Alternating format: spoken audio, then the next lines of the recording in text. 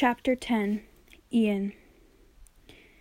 The dirt floor of the cellar behind us rises, then crumbles apart, and there, climbing out of the ground, is another zombie. Another one! Outside the cabin, down in the basement, they're everywhere. PJ shouts and sputters. Without his camera, he's lost all composure. Now what? Yelps Kendra. That's a fair question. Fight! I yell, snatching the torch from Kendra's hand and waving it right in front of the zombie. For a second, it works. The creature backs away from us with his arms held up to block his face, and I figure, yeah, we're saved. We can fight him off with a bunch of homemade torches and our wits to guide us. Then the thing reaches out with a moan and just wraps his hand around the burning end of the torch like it was nothing. There's a sizzle and a smell like burned hair, and the light goes out. And then a cold hand lightly scrapes my face, and I just lose it. Run! I scream, and then I'm up the stairs and throwing the trapdoor open. Too bad the cabin's full of zombies. In the light, they're even grosser than they were outside, like something out of the worst nightmare I've ever had. Their skin is gray and wrinkled, yanked tight over their bones and chipped away. Their mouths are black, full of dirt and bugs. They're missing body parts, ears and eyes and the occasional nose, but their cuts and wounds don't bleed, just sit open and gooey and black. And the smell, man, I can't even describe it. Like a roadkill sandwich with rotten lettuce and toilet sauce on sourdough. With every slow, stupid movement, mossy dirt and wriggling worms fall off of their bodies and tumble onto the floor. And even though some of them don't have eyes, it's obvious by the sudden, simultaneous moan that comes out of them that they all see us just fine. All at once, they reach out for us, twisted hands at the ends of stiff arms. We're out of here! I scream. We bolt past the forest of outstretched claws and out the door, Kendra hot on my heels, PJ sort of limping and skipping, the army of hands only grazing my hair and clothes. The light of the cabin disappears as we're charging out into the woods again, only now there are more zombies. The ones who haven't seen us before, whose faces twist hungrily as 3 fat entrees come barreling out at them.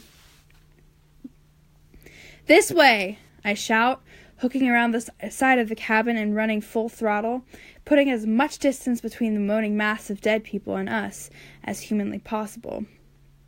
We're heading back the way we came, shrieks Kendra. I don't care, I yell back, as long as it's away from all of them. I'm with Ian, PJ agrees.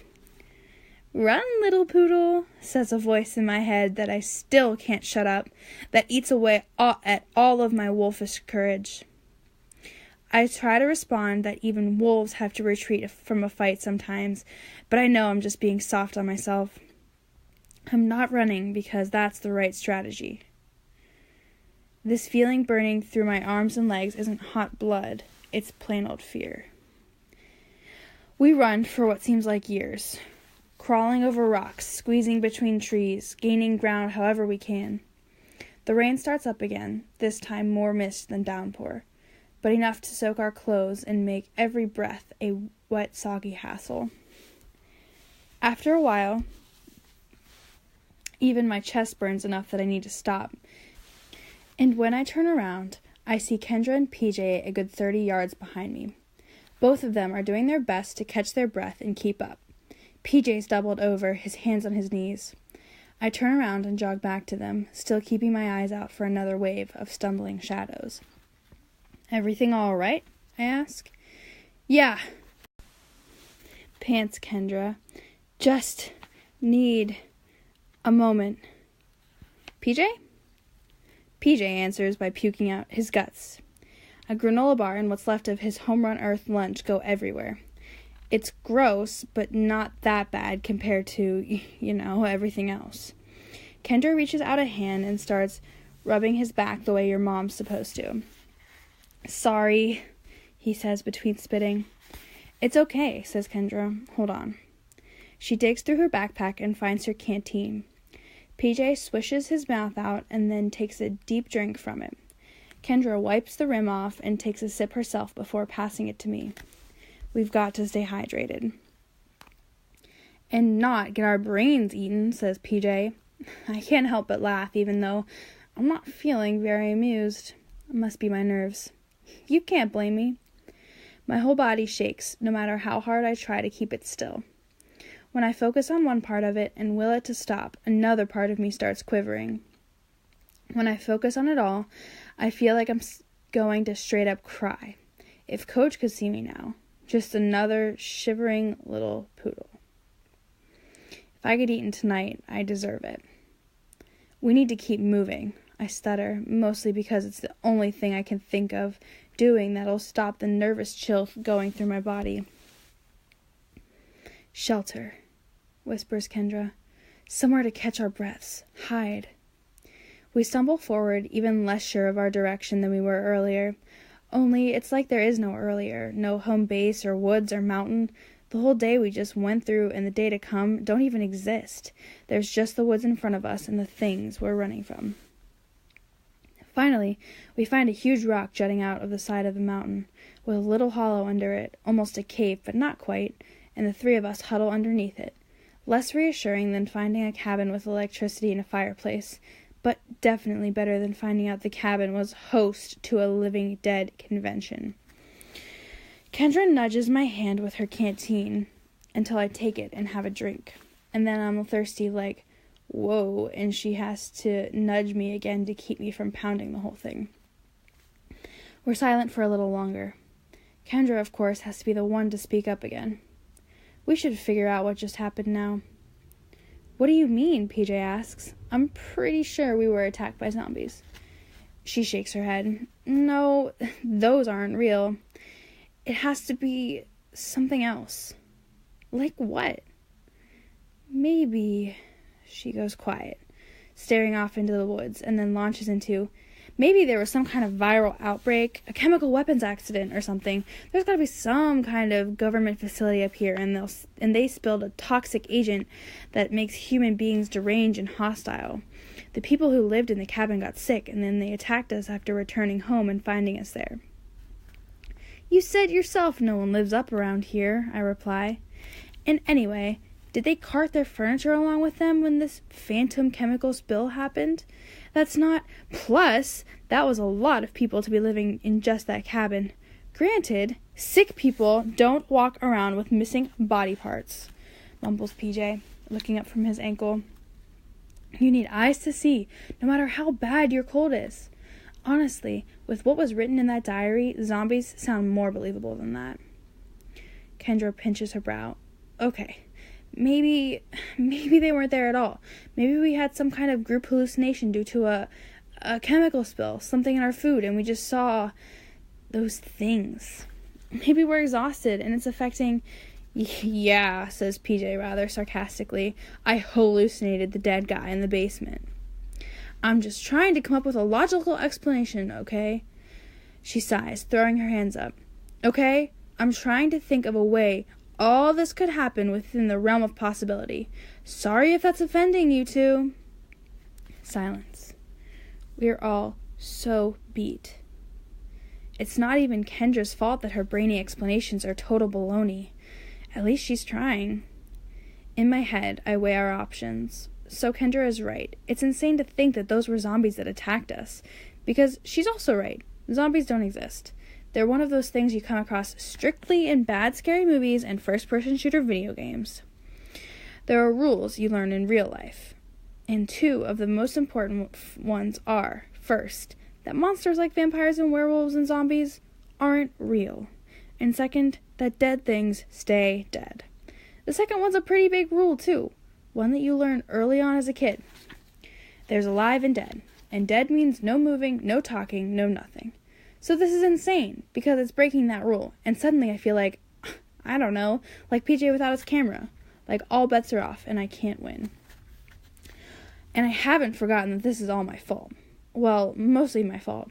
Obviously, I didn't put the zombies here, but I did lead us to them, or them to us, or whatever, and if you think about it, the The real bad guy here is Michael McDermott's stupid asthma making me move to Miss Brandt's activity group, which meant I had to take that stupid wildfire class, which meant I was willing to run headfirst after anything that wasn't boring enough to make me want to go right back home.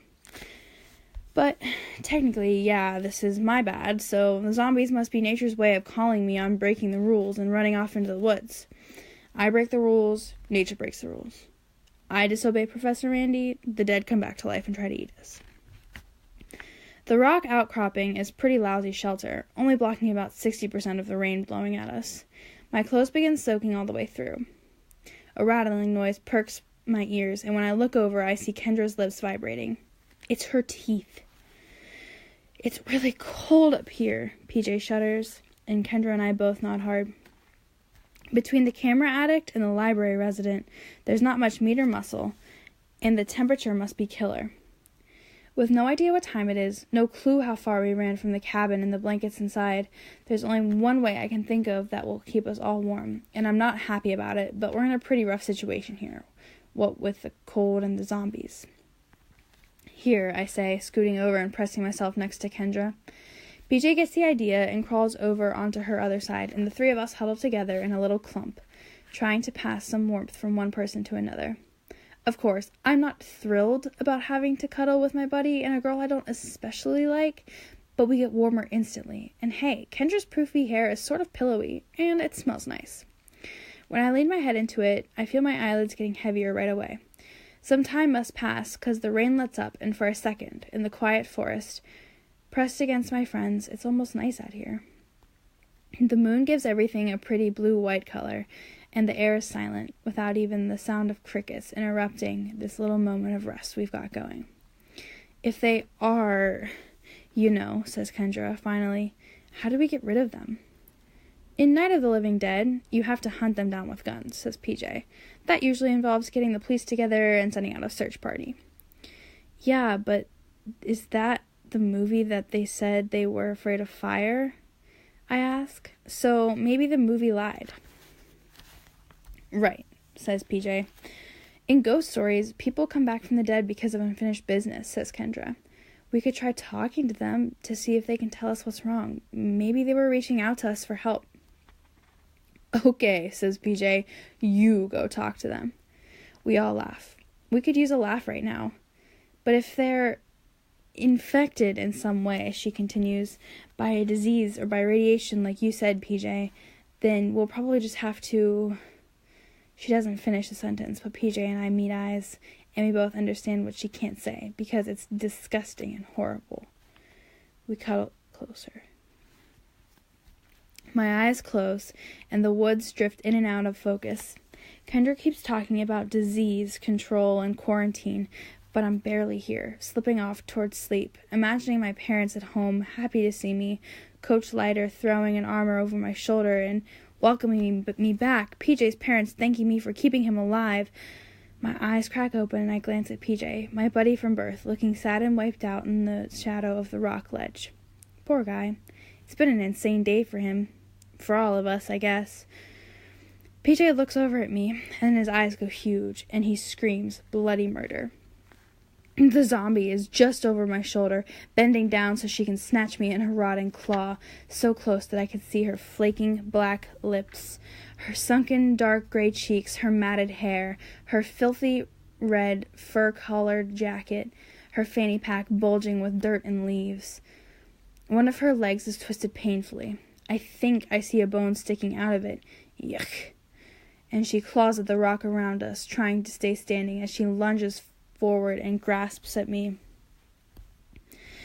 The three of us go scurrying out from under our rock, slipping and sliding in the wet dirt beneath us, but the zombies know better, and she slips on her own broken leg and falls face first into the mud. I leap back up and grab PJ's arm with one hand and Kendra's with the other, and we three manage to climb back to our feet just as the zombie regains her footing and comes at us again. We've got to run! I shout at my friends, dodging a claw by only a few inches. There's nowhere to run, shrieks PJ. They're everywhere, they're... The zombie lurches forward and her hand wraps around PJ's shoulder, but she slips on her broken leg again, and with this awful ripping noise, the hand comes free, so that she goes staggering in the mud, but PJ is left screaming at this severed hand clutching his shirt. "Get it off!" he yelps. "Get it off! Get it off! Get it off!" I grab the hand with both of mine, but when I yank it from PJ's sleeve, the whole thing comes apart in a dusty, gooey mess in my grip. Small finger bones falling out of the powdery gunk and tumbling into the ground beneath us. "Oh my God," moans PJ, his face turning green. The zombie stumbles into a nearby tree, the trunk creaking as she leans against it, and then with a howl she lunges toward us, and then stops. Her teeth snap, her arms snatch at the air, and her feet slide in the mud as she tries to walk, but something keeps her from gaining ground. "Look," says Kendra, "around her neck." There's some kind of rope attached to her neck, one of those lanyards you hang whistles and glasses and stuff from. It's caught in one of the branches of the dead tree she stumbled into. With every lurch forward, the rope tightens and the whole tree shakes. Wait, hold on. The creaking, the bending, the tree the zombie is caught on is like her. Dead, rotten, like the one we found in the woods earlier. Oh man, I have an idea. "Hold on!" I shout to Kendra, then circle around to the other side of the tree. I take a few steps back and then body check the trunk as hard as I can. Nothing. I go again, the bark biting my shoulder through my shirt as I push with all my might. There's a creak, but nothing else. Then I hear a grunt next to me, and I see Kendra putting her shoulder into the tree too. Then PJ, and now we're doing a sweaty and desperate imitation of our tree-dropping routine from earlier. Only now there's a living corpse turning back towards us and stumbling forward with her arms spread open and her mouth gaping wide. 1, 2, 3, I yell, and the three of us clench our eyes shut, put our backs into it, and heave. Come on, do it, break! There's that sound, that sharp crack that echoes through the whole forest, and then the dead tree begins moving with our shoulders. The zombie's head lifts up to stare at the oncoming tree trunk, and for a second I see a look on her face, like a light bulb just went off over her head. Uh-oh. Before the tree comes crashing down on her, with a boom!